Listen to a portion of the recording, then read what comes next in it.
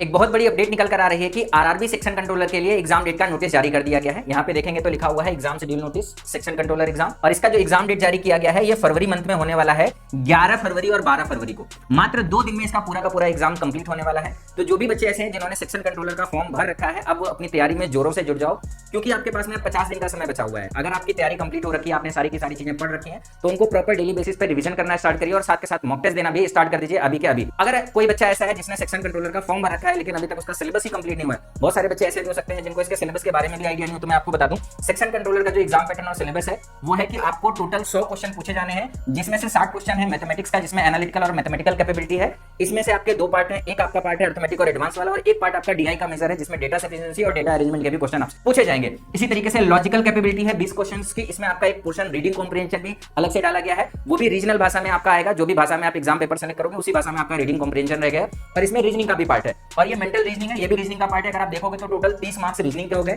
10 marks reading comprehension के हो गए और 60 मार्क्स के हो गए आपके मैथमेटिक्स, और ये टोटल 100 मार्क्स का बनेगा। 1/3 की नेगेटिव मार्किंग रहेगी और सीबीटी 1 क्लियर करने के बाद में आपका एक साइको टेस्ट का एग्जाम होगा, जिसके लिए अभी आपको चिंता करने की जरूरत नहीं। जब आपका सीबीटी एग्जाम क्लियर हो जाएगा उसके बाद आपको साइको की प्रिपरेशन करनी होगी और सफिशिएंट समय रहेगा, आप उसको बाद में प्रिपेयर कर सकते हैं। अगर कोई बच्चा ऐसा है जिसने फॉर्म भर रखा है लेकिन यही नहीं मालूम है कि ये कंटेंट को पढ़ना कहां से है, इसका सिलेबस क्या है, इसका कंटेंट कैसे अरेंज करें, तो मैं आपको बता दूं माई पाठशाला पर पूरा का पूरा बैच अवेलेबल है सेक्शन कंट्रोलर के लिए। डायरेक्टली आप इसको ज्वाइन कर सकते हो, यहाँ पे ऑफिशियल सिलेबस के हिसाब से आपको सारा का सारा कंटेंट मिल जाएगा। सेक्शन कंट्रोलर के बैच को ज्वाइन करने के लिए आपको क्या करना है, माई पाठशाला का एप्लीकेशन इंस्टॉल करना है या हेल्पलाइन नंबर दिया हुआ है, हेल्पलाइन नंबर पे भी कॉल कर सकते हो। मैं आपको बता दूं पिछली बार ग्रेड 1 की वैकेंसी पहली बार आई थी, लेकिन पाठशाला से जो बच्चों ने पढ़ा है सिर्फ उन्होंने सिलेक्शन ही नहीं लिया है। आप देखो उन्होंने 100 परसेंटाइल स्कोर कर रखा है, जोन टॉप कर रखा है, 99.8 परसेंटाइल टॉप कर रखा है, 99.8 परसेंटाइल टॉप कर रखा है। तो ये जो रिजल्ट है ये आपको डिसीजन मेकिंग में मदद करेंगे कि हाँ यहाँ पे जो भी कंटेंट है वो एग्जैक्टली एग्जाम ओरिएंटेड है, जो एग्जाम में आता है वही पढ़ाया जाता है। पिछली बार ग्रेड 1 की वैकेंसी में ऐसा हुआ था, इस बार सेक्शन कंट्रोलर की भी वैकेंसी में ऐसा होगा। जो बच्चे ऑलरेडी पढ़ रहे हैं उनको ये बात बहुत अच्छे से मालूम होगी।